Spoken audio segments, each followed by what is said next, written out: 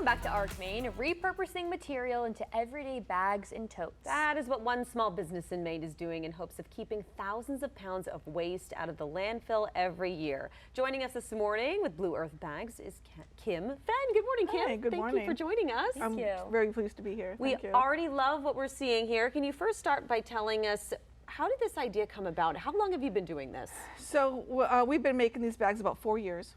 And it all started with our feed sack bags that we were making because we had backyard chickens. Yep. And we had the sacks, and we didn't want to just throw that heavy plastic bag in the trash. So we started making our repurposed tote bags, or grocery bags, like what we call them.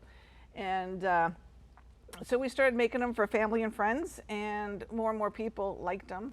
And so we made a few more, and it kind of just grew from there. Wow. So Amazing. yeah. And not only the tote bags, the grocery bags, you also have a gorgeous display. Do you want to talk more about what these bags are on the table? Yeah, I realized that not everybody wanted a bag with a pig or chicken on it.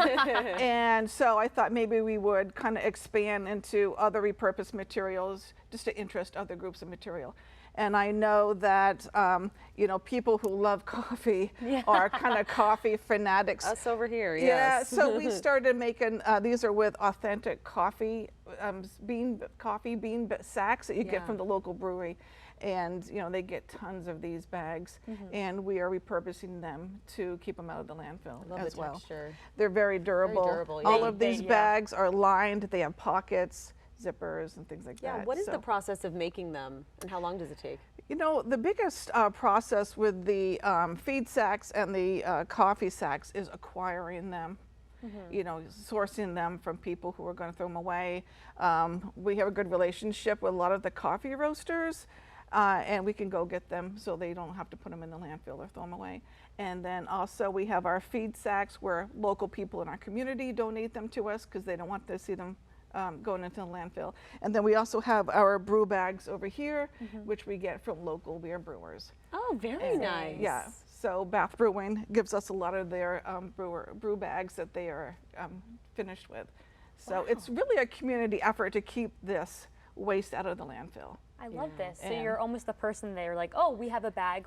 We know who to give it to, Kim. We're going to send it right to you. And then just recently, we were talking to somebody about repurposing big vinyl banners that they have like over the streets and stuff to advertise events. And it's that really thick vinyl, so we will be repurposing those into bags as well. What has the response been from the community and from customers as well?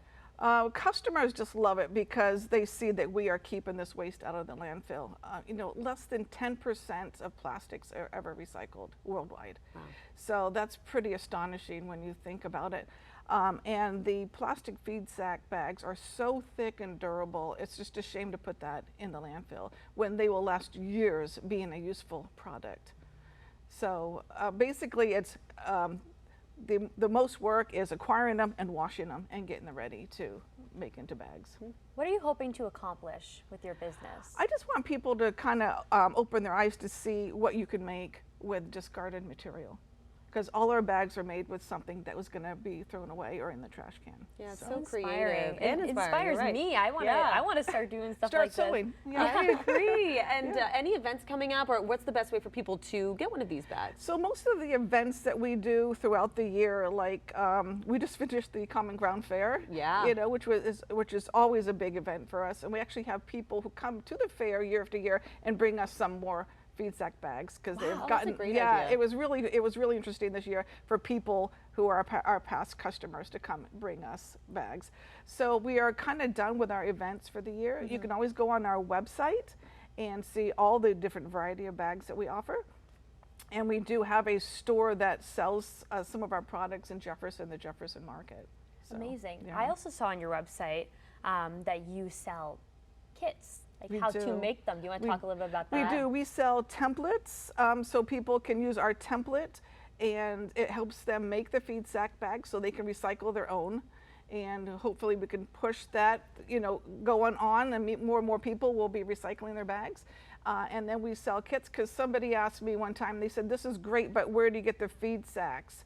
And I know, we live in rural Maine, and a lot of people have animals, so people in the cities might not have access to those. Good So we idea. actually will sell kits that they can go ahead and sew their own. Do you think something else that's nice about this is each bag has a story and no bag is the same?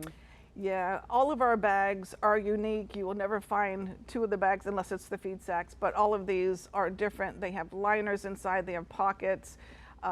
I sew every patchwork, piece of patchwork individually. Our jean bags are always a hit. So cute. I like that one a lot. Yeah, the one in the the front, jean the never blue goes one. out of style. Never. Never It's goes so out of style. Cute. Do you use the bags for your own bag? Oh yes. Oh So yeah. fun. Yeah.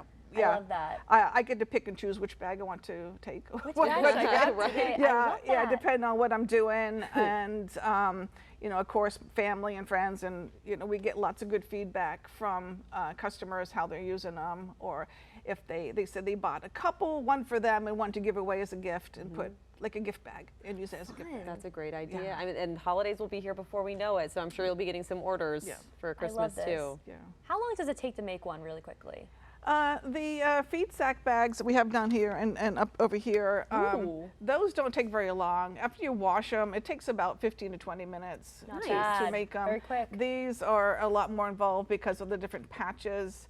And we just found this upholstery material swatches that I found in a thrift store and made that into a bag. So cute. So- Looks so vintage. I love it. Yeah. And what is your website so people can check out everything you have? Our website is blueearthbags.com. Amazing. And social media accounts too? Yep, we're on Facebook, Instagram, TikTok, and YouTube. Wow, well, thank you so much Thank for joining you. us this morning. Thank Some you so- beautiful pieces. Thank This you is so much. great. This is great too, especially because we're entering the holidays. That's right. Put them on your wish list, folks.